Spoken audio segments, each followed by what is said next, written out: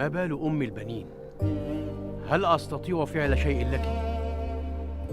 ليتك تستطيع. جربيني، فلا يغرنك كبر السن واشتعال الشيب ووهن العضد وانحناء الظهر وضعف البصر.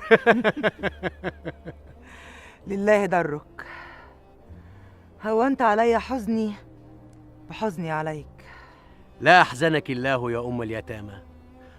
قولي لي، ما الذي يثقل عليك؟ هناك من يريد غصبي على بيع نخلي. ثكلته أمه. من يتجرأ على سليلة جرير بن عبد الله البجلي صاحب رسول الله صلى الله عليه وسلم؟ صلى الله عليه وسلم. قولي لي من يكون وأنا كفيل به. موسى بن عيسى. موسى بن عيسى والي الكوفة وابن عم الخليفة؟ هو بعينه. أذكرت لك الخرف وكثرة النسيان والرعونة في الكلام؟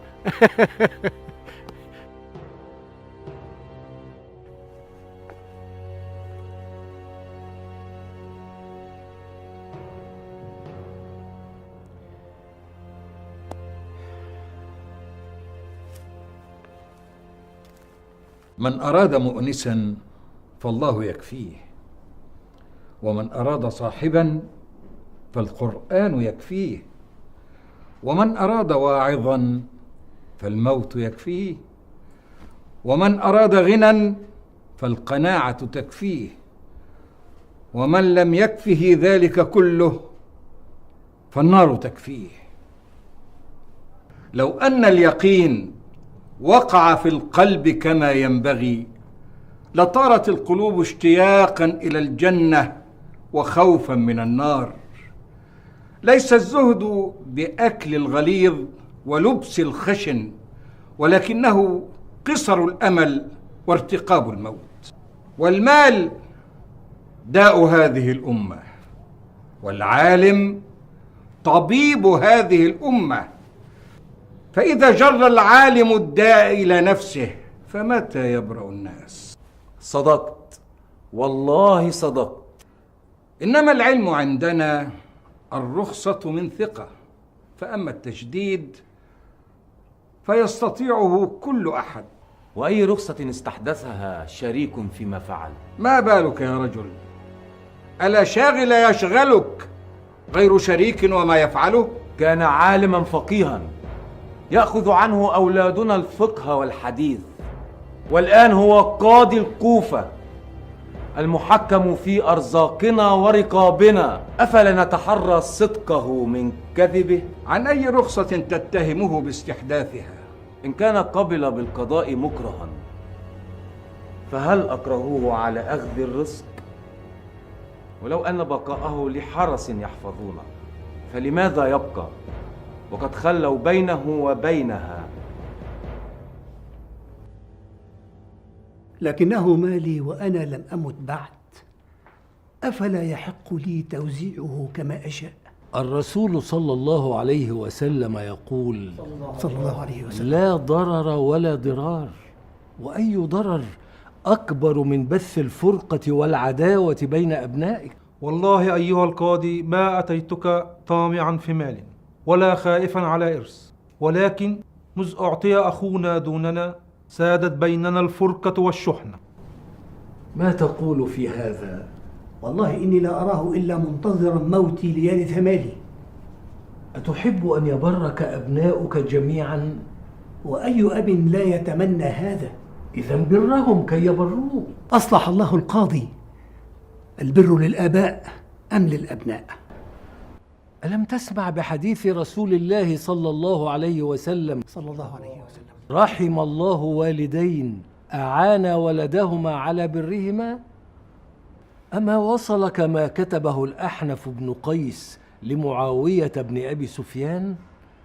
هم ثمار قلوبنا وعماد ظهورنا، ونحن لهم أرض ذليلة وسماء ظليلة، فإن طلبوا فأعطهم، وإن غضبوا فأرضهم، فإنهم يمنحونك ودهم ويحبونك جهدهم، فلا تكن عليهم ثقيلا فيملوا حياتك ويتمنوا وفاتك. اعدل بين أبنائك ولا تفرق بين ذكر وأنثى إلا بأمر لك فيه عذر في كتاب الله وسنة نبيه، فإن جهلت استفت أهل العلم يفتوك. وتذكر قول رسول الله صلى الله عليه وسلم سووا بين أولادكم في العطية، فلو كنت مفضلا أحدا لفضلت النساء. فالرسول صلى الله عليه وسلم ما تجاوز عن قبلة لم يعدل فيها رجل إذ قبل ابنه ولم يقبل ابنته، وقال له ألا عدلت بينهما؟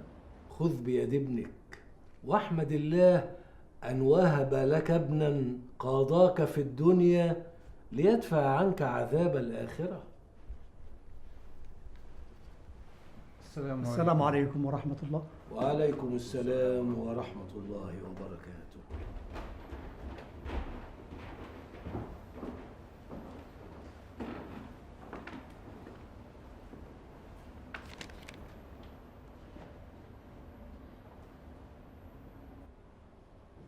السلام عليكم ورحمة الله وبركاته. وعليكم السلام ورحمة الله وبركاته. أخي وحبيبي سفيان الثوري، ما أشد شوقي إليك وما أشد فرحي بك. أي ريح طيبة حلت بنا. تفضل تفضل.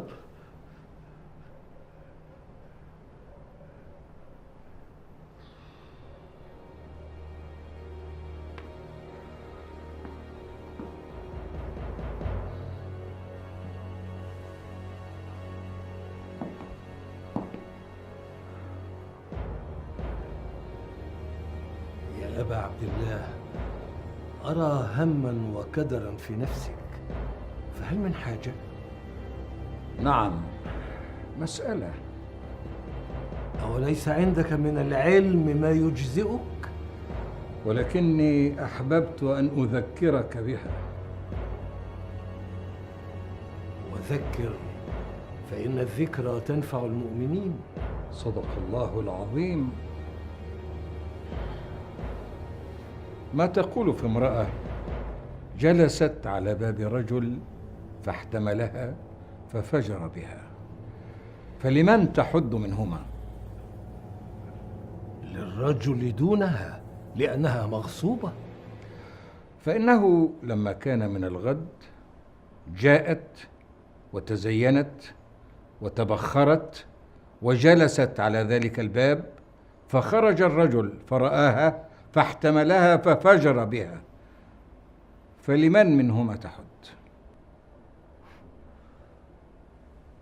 أحدهما جميعا لأنها جاءت من نفسها وقد علمت الخبر أمس. وأنت كان عذرك عندما كان الحرس يحفظونك، أما اليوم فأي عذر لك؟ أبا عبد الله، أكلمك. ما كان الله ليراني أكلمك أو تتوب. أبا عبد الله، أبا عبد الله،